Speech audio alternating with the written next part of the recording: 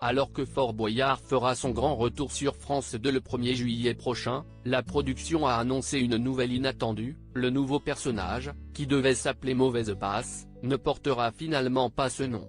Pour rester l'une des émissions favorites des Français après plus de 30 années de diffusion, Fort Boyard a dû se réinventer.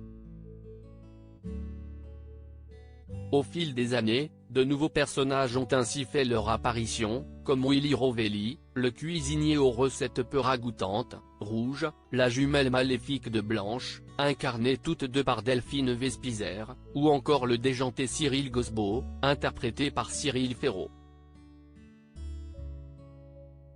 La liste ne s'arrête pas là puisque, comme l'a fait savoir la production, les téléspectateurs vont aussi bientôt faire la connaissance de Mauvaise Passe. En mai dernier, lors du tournage de la nouvelle saison, plusieurs journalistes avaient été conviés au fort. Tout le monde connaît les passes sympathiques, Passe-Partout, Passe-Muraille, Passe-Temps. Cette année, il va y avoir une passe diabolique. Elle s'appelle Mauvaise Passe et elle hante les catacombes, avait alors expliqué Guillaume Ramin, producteur artistique du jeu de France 2. Pourquoi le nom de Mauvaise Passe a été changé? La nouvelle épreuve proposée par Mauvaise Passe se jouera à deux. Un candidat va ensuite entrer dans une cage afin de reconstituer un puzzle dont les pièces se trouvent dans une boîte transparente infestée de serpents. Mais il y a un chronomètre qui est l'autre candidat. Celui-ci est allongé et enfermé dans un tombeau.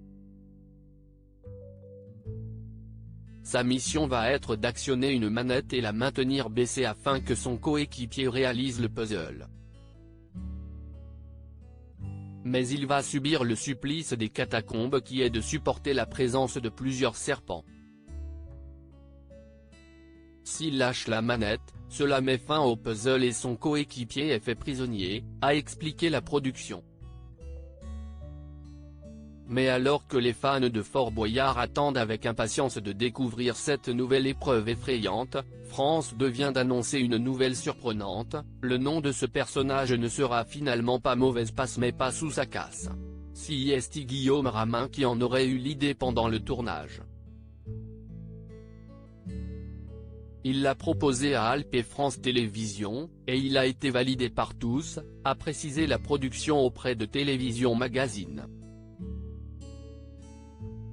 L'actrice qui l'incarnera, elle, n'a en revanche pas changé. Il s'agit toujours de Stéphanie Lorset, qui avait déjà incarné la sympathique Passe-Moyelzucre dans le spin-off Boyardland. Force est de constater qu'elle est passée du côté obscur.